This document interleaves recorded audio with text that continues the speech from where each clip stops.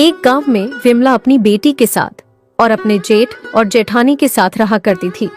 विमला के पति को गुजरे हुए 2 साल हो गए थे। तब से विमला बिल्कुल अकेली हो गई थी और वह अपने जेठ जेठानी के साथ ही रहा करती थी। विमला की जेठानी बहुत ही चालाक थी। वह आए दिन विमला को किसी न किसी बात का ताना दिया करती थी।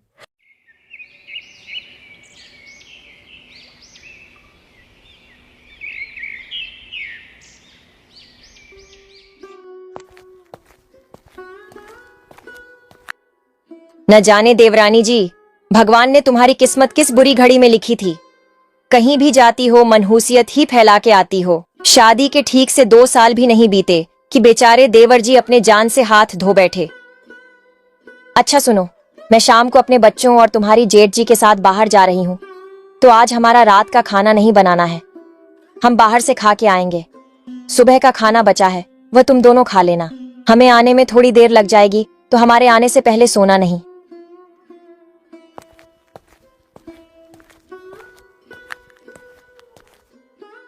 माँ, बड़ी माँ हमेशा आपको भला बुरा कहती रहती हैं। मुझे बिल्कुल अच्छा नहीं लगता। आप कुछ कहती क्यों नहीं हो उन्हें? मैं क्या कहूँ बेटा, न जाने भगवान ने मेरी किस्मत में यह सब लिखकर किस जन्म का बदला लिया है।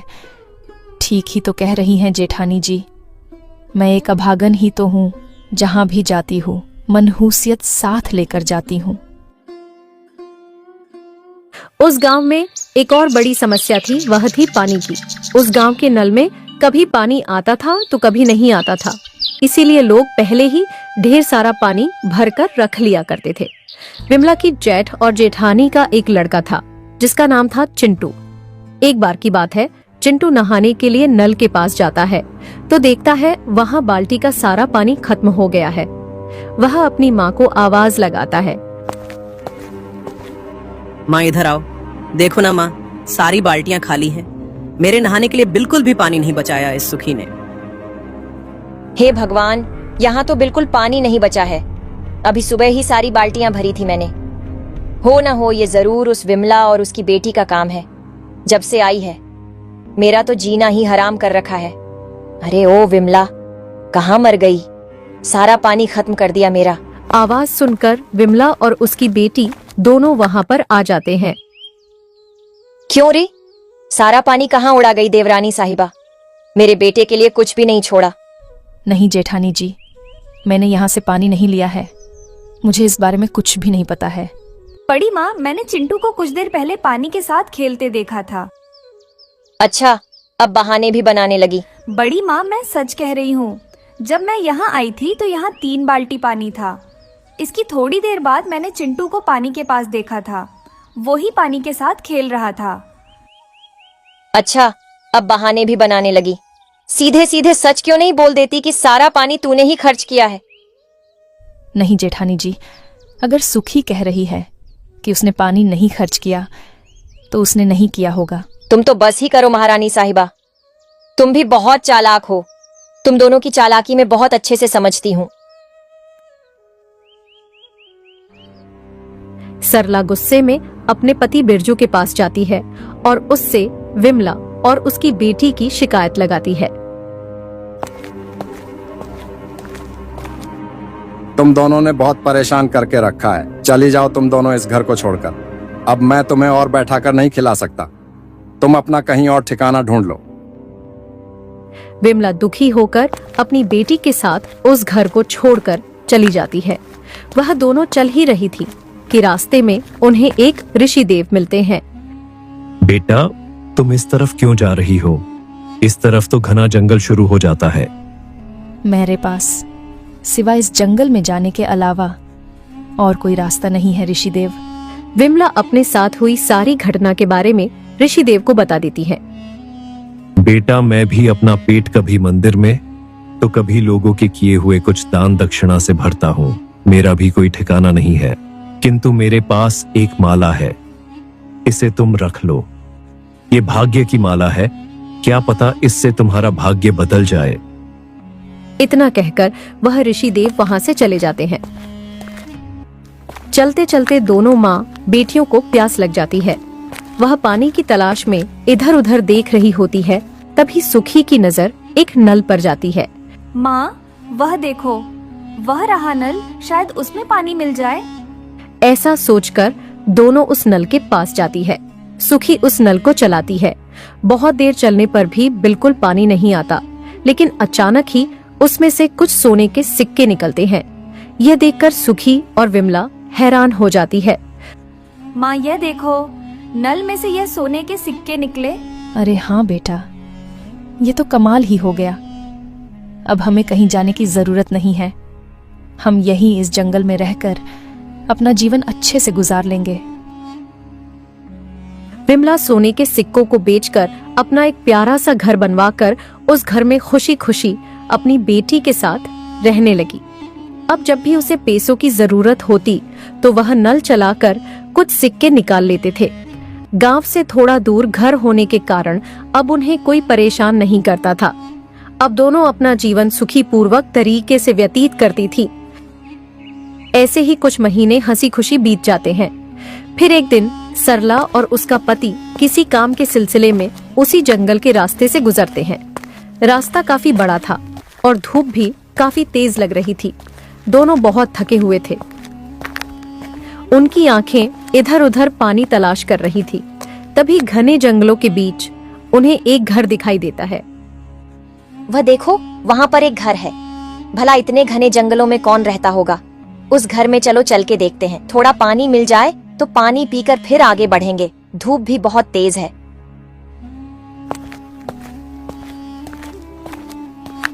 दोनों घर का दरवाजा खटखटाते हैं। दरवाजा खुलता है। अपनी देवरानी विमला को सामने देखकर उनकी आंखें फटी की फटी रह जाती है। देवरानी जी, आप यहाँ रहती हैं? विमला उन दोनों को देखकर बहुत खुश होती है। जेठानी जी, जेठ जी, आप यहाँ कैसे? आइए, अंदर आइए।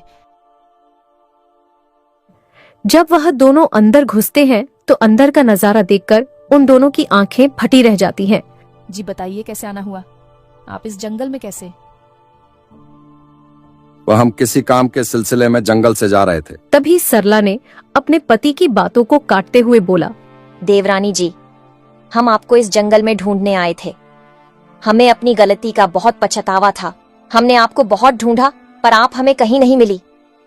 हमें माफ कर दीजिए देवरानी जी। हमने जो आपके साथ किया वह बहुत बुरा था, लेकिन अब हमें अपनी गलती का एहसास हो गया है। सरला विमला के सामने अच्छा बनने का दिखावा करती है, पर विमला भी अपनी जेठानी को अच्छी तरह से जानती थी। उसे पता था कि यह दोनों बहुत लालची है। कोई बात नहीं जेठानी जी, मुझे आपकी बातों का बिल्कुल बुरा नहीं लगा था।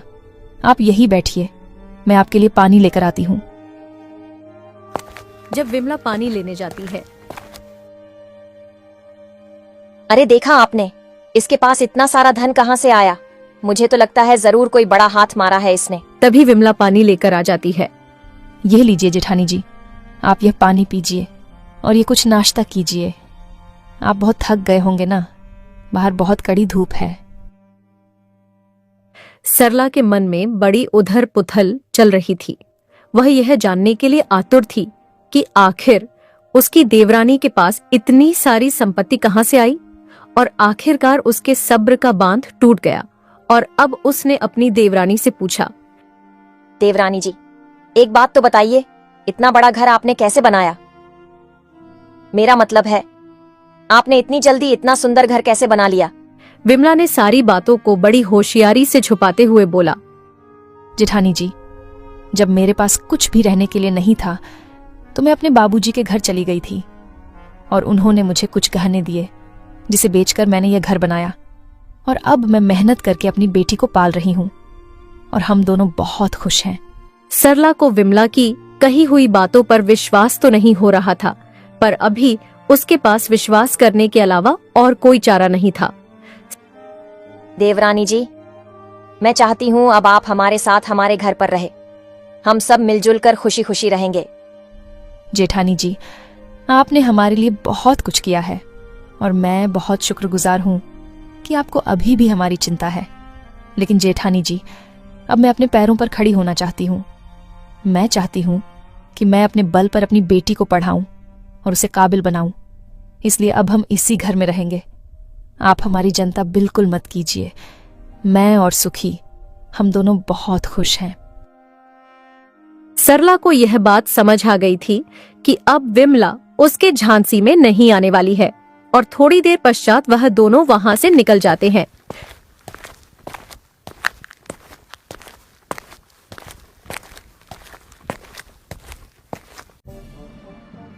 देखा आपने, मुझे तो लगता है यह देवरानी जी ने मनगढ़ंत कहानी सुनाई है। जरूर इसने कोई बड़ा हाथ मारा है। आखिर इतने सारे पैसे इसके पास कहां से आए? इसके पिताजी भी तो इतने अमीर नहीं हैं जो इतना सारा सोना दिया होगा। मुझे तो इसकी पूरी कहानी बिल्कुल झूठी लगती है। हाँ, बात तो तुम सही कह रही हो। हमें इस बात का पता लगाना ही होगा कि इसके पास इतने सारे पैसे कहां से आए हैं। हमें इस पर नजर रखनी होगी। यह सोचकर सरल और उसके पति वहां से चले जाते हैं, लेकिन अब वह अक्सर ही विमला पर नजर रख रहे हुए थे। एक दिन सरला के पति रमेश ने विमला और उसकी बेटी को नल से सोना निकालते हुए देख लिया। रमेश घर जाकर सारी बात अपनी पत्नी को बता देता है। अब दोनों का मन लालच से भर चुका था। ठीक है, अगर ये बात है तो हम भी जाकर उस नल से बहुत सारा सोना निकाल लेंगे और अमीर हो जाएंगे। यह सोचकर अगली रात दोनों चुपके से उसे नल के पास पहुंचते हैं और उस नल को चलाते हैं। काफी देर चलाने के बाद उसमें ना ही पानी निकलता है ना ही सोना। आपने तो कहा था इसमें से बहुत सारा सोना निकलेगा। कितनी देर हो गई है, इसमें से कुछ भी नहीं निकला है। मैं तो थक गई हूँ चलाते चलाते इसे। ठीक है, लाओ, अब मैं चला के देखता हूँ। राकेश के काफी देर नल चलाने पर भी उसमें से कुछ नहीं निकलता है।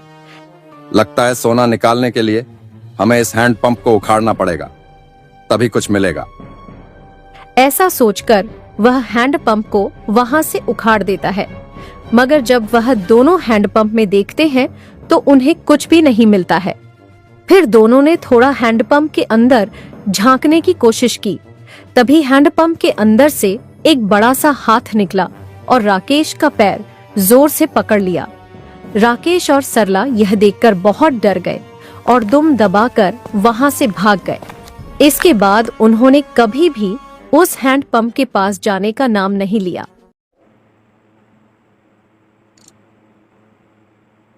Subscribe!